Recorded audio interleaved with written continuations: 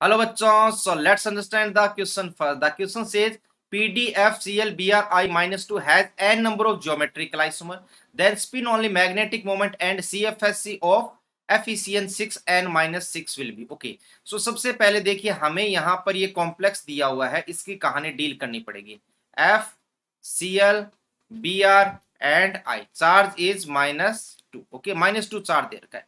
तो ये कॉम्प्लेक्स किस टाइप का, देखिए कॉम्प्लेक्स है MABCD. और जैसा कि पता है कि यहाँ पर जो CMI है वो PD के साथ जितने भी लिगेंड्स होते हैं सबका बिहेवियर SFL हो जाता है. क्यों? क्योंकि देखिए NI PD एंड PD और PT जो होते हैं, ये देखिए ये 3D सीरीज का एलिमेंट है, ये 4D एंड ये 5D. So 4D and 5D में क्या होता है, जेड इफेक्टिव बहुत ज्यादा होता है. इस कारण से जितने भी लिगेंड्स होते हैं वो स्ट्रॉन्ग हो जाते हैं.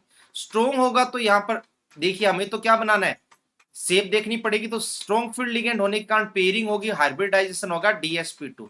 और DsP2 है तो देखिए अगर MABCD टाइप का कॉम्प्लेक्स है तो इसके कितने GI बनते हैं, देखिए अभी बताते हैं. 1 2 3 टाइप के बनते हैं. फर्स्ट वो जब A के अपोजिट B, सेकंड A के अपोजिट C, थर्ड A के अपोजिट D. सो ABCD कहीं लिख सकते हो, ABCD कहीं लिख सकते हो, ABC. सो यहाँ पर GI टोटल कितने बनेंगे, 3 बनेंगे. इसका मतलब यहाँ पर N की वैल्यू क्या हो गई, 3 हो गई. सो इस क्वेश्चन का पहला पार्ट हमारा फिनिश होता है, हमें N की वैल्यू कैलकुलेट कर. अब देखिए सेकंड पार्ट में हमें ये कॉम्प्लेक्स दिया गया है FeCN6 n-6.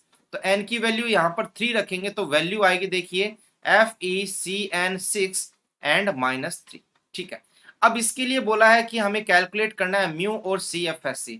सो देखिए पहले Fe का कॉन्फ़िगरेशन लिखते हैं, दैट इज 4s2 3d6. लेकिन Fe की ऑक्सीडेशन स्टेट यहाँ +3 है तो ये हो जाएगा 3d5. ठीक है.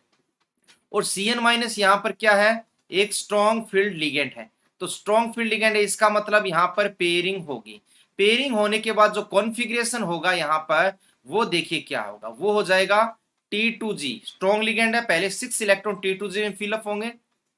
देखिए FeCN6 है, 3 माइनस है तो T2G के अंदर सारे इलेक्ट्रॉन्स फिलअप होंगे. इसका मतलब यहाँ पर आ जाएगा क्या, T2G5 एंड Ag0.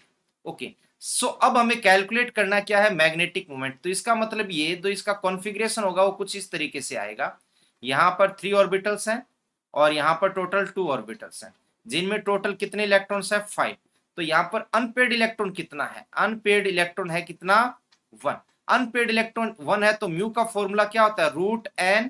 n की वैल्यू 1, n+2. ओके, n+2 ये हमारे पास फॉर्मूला रहता है, n+2 b.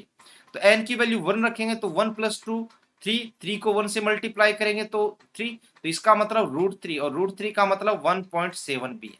तो ये तो मैग्नेटिक मोमेंट आ गया.